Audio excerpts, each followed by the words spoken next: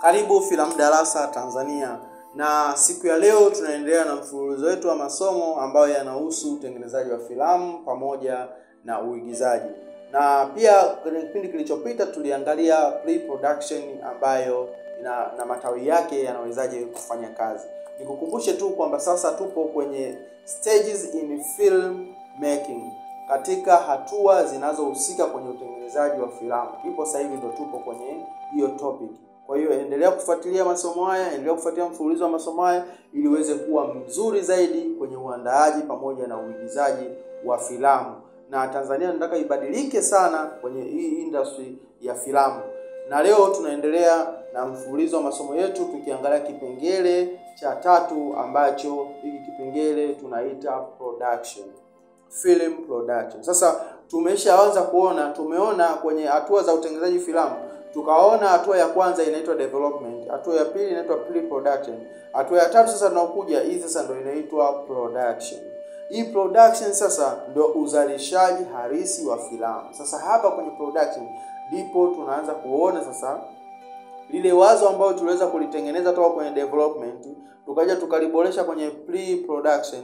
Sasa hivi sasa tumekubaliana, tumeshaona kwamba location ziko sawa, tumeshaona equipment ziko sawa, tumeshaona wasanii wako sawa, tumeshaona directors wako sawa, tumeshaona camera operators and cameraman, DOP na kadhalika wote wako sawa. Sasa tunakubaliana tunaingia on set kwa ajili ya kuweza kufanya production.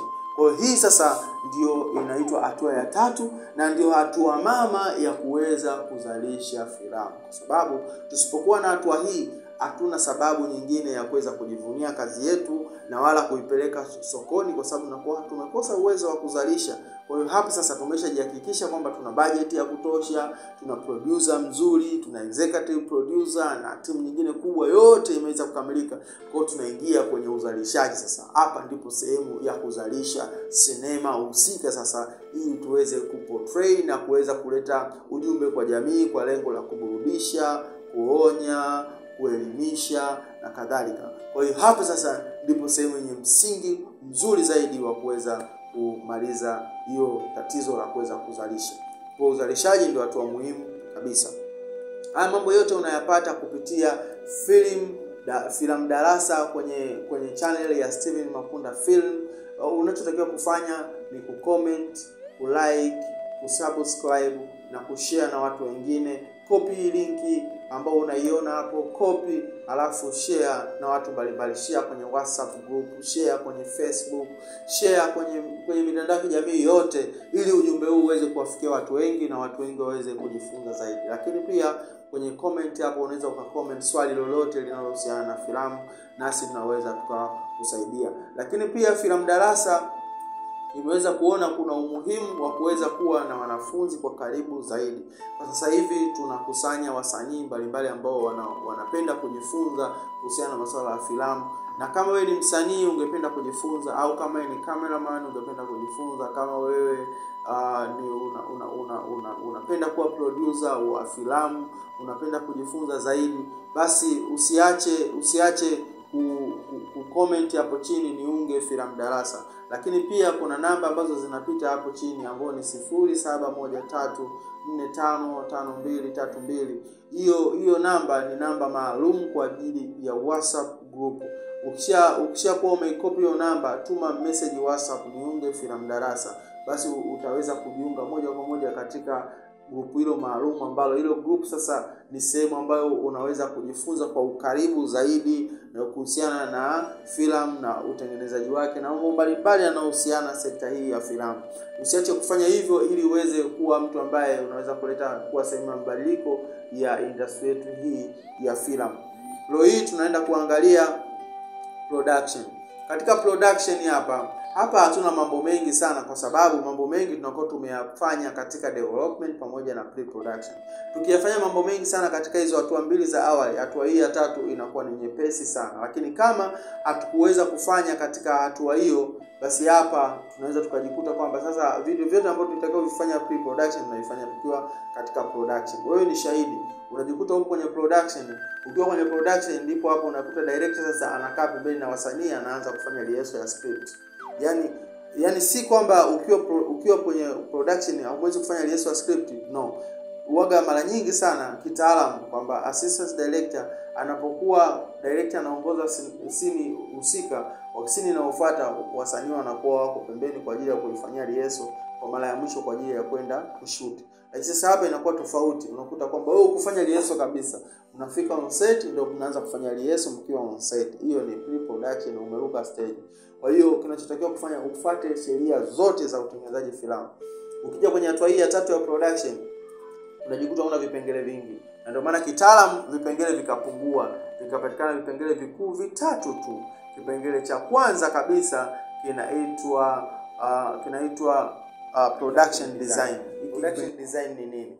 Production design ni ile hali ambayo inafanyika kuweza kudesign kwenye kila scene, kuweza kudesign kile ambacho unataka kiweze kuonekana. Mfano kama unakuwa una story yako, unasema kwamba hii itafanyika kanisani, katika ile kanisa ambayo itafanyika itakuwa asubuhi, itakuwa jioni. Kwa hiyo sasa pale anakuja yule designer, sasa production designer, yeye sasa ndo anakuja kwa ajili ya kuweza kudesign hiyo scene iweje, inakuwa nje inakuwaje, ndani inakuwaje, vifaa vya pale vipoje vinakaaje kwenye set. Kwa vitu vyote anakuwa anavichora. Akishakuwa na mchoro wa kila kitu, sasa baada ya kuvipangilia na kuweza kuvichora, hatua inayofuatia sasa kuna kitu kinaitwa production decorator. Production decorator, sasa huyu production decorator yeye sasa ndo anatumika kwa ajili ya kuweza sasa kuvifanya zile design ambazo zimefanywa na production designer. Yeye decorator sasa anakuja kuvidecorate. Umeona? Mfano kama designer anaweza akasema kwamba natakiwa pawe na meza ya kioo, alafu kuwe na kochi yenye laser, alafu pia kuwe labda na kabati ambayo ina slide na nini, ambayo inakuwa na rangi ya blue. Kwa hiyo sasa hivi vitu vyote vinakuja kufanywa na ule production decorator. Sasa ndo anakuja kudecorate ile eneo husika, kuweza kuweka usawa wa kile ambacho kimedesigniwa kutoka kwa production designer.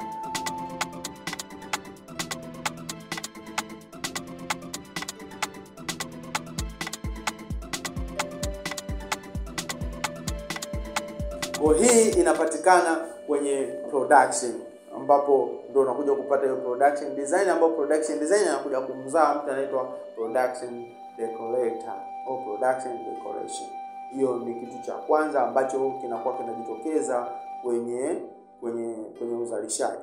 Kitu cha pili ambacho kinajitokeza kwenye uzalishaji ni sounding, sauti.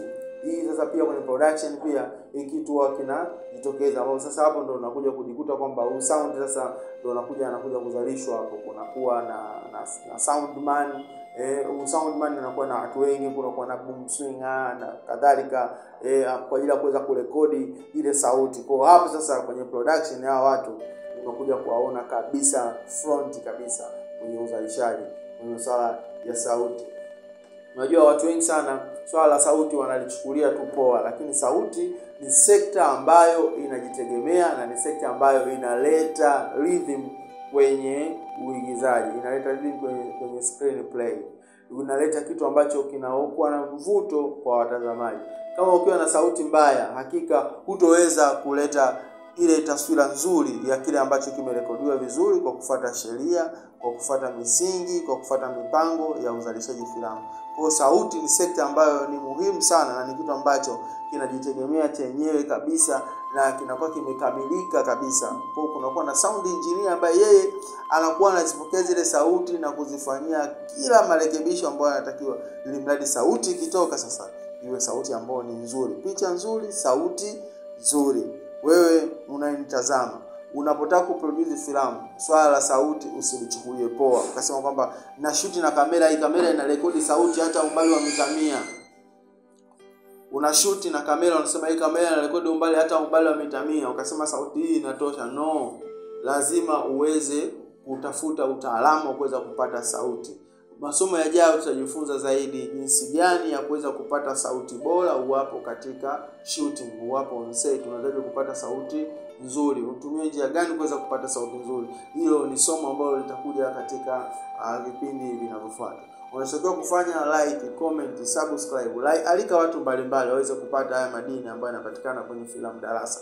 kupitia channel hii ya Steven Mapunda Films. Sasa tunaendelea katika kipengele cha 3, ambapo kipengele cha 3 hiki sasa kinaitwa cinematography. Cinematography hiki kinapatikana kwenye production. Kwa hiyo unaweza kujiuliza cinematography ni nini? Na je, umewahi kujiuliza kwamba kuna tofauti gani kati ya cinematography na film? Kuna tofauti gani kati ya cinematography na film making? Kuna tofauti gani? Je, umewahi kujiuliza hilo swali? Maswali kama haya sasa ni maswali ambayo mwalimu wa filamu Tanzania anakwenda kukupa majibu ya uhalisia kabisa, ili uweze kuwa mtu ambaye ni mzuri na mwenye weledi kwenye utengenezaji wa filamu na uandaaji wa filamu na uigizaji wa filamu. Utapata majibu hayo sehemu nyingine yoyote isipokuwa hapa Filamu Darasa Tanzania kupitia channel ya Steven Mapunda Films. Hapo unachotakiwa kufanya, alika watu mbalimbali. Hebu comment swali hapo chini. Unataka kuuliza nini kuhusiana na filamu? Nami nitakusaidia. Tumefika katika kipengele kinachoitwa cinematography. Cinematography ni nini? Cinematography, wataalamu wanasema hii cinematography ni sanaa na teknolojia inayotumika katika kutafsiri picha jongefu. Ni teknolojia na sanaa inayotumika katika kutafsiri picha jongefu. Nafikiri unaweza ukaelewa zaidi nikakupa mifano. Sanaa na teknolojia kwa namna gani? Kwamba kwenye cinematography ndipo hapo sasa unakuta kwamba unajikuta unahitaji labda utumie lenzi ya aina gani kuweza kushuti filamu. Hapa natakiwa nitumie labda filters za aina gani, nitumie labda lighting za aina gani, nitumie labda equipment za aina gani. Kwa ile hali ya kuweza kufanya collection za equipment ili uweze kufanikisha hiyo sinema, hiyo sasa hiyo ndio inaitwa cinematography. Yaani the way unavyofanya utofauti katika utengenezaji wa filamu, ile process sasa ndio inaitwa cinematography.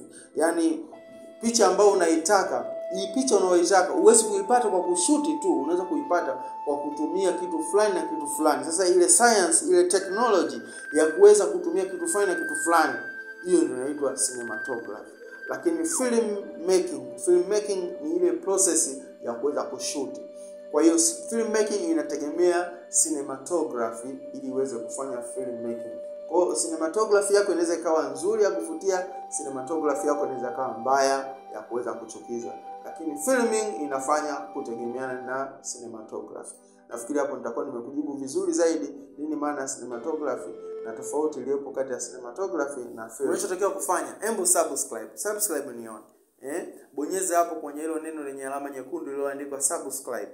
Ukishabonyeza hapo itakuletea kengele, kisha bonyeza hapo utakuwa umesubscribe channel hii na utakuwa wa kwanza kuweza kupata masomo haya kila yanakuwa uploaded kwenye channel hii ya Steven Mapunda Films. Filamu Darasa Tanzania tumewasha.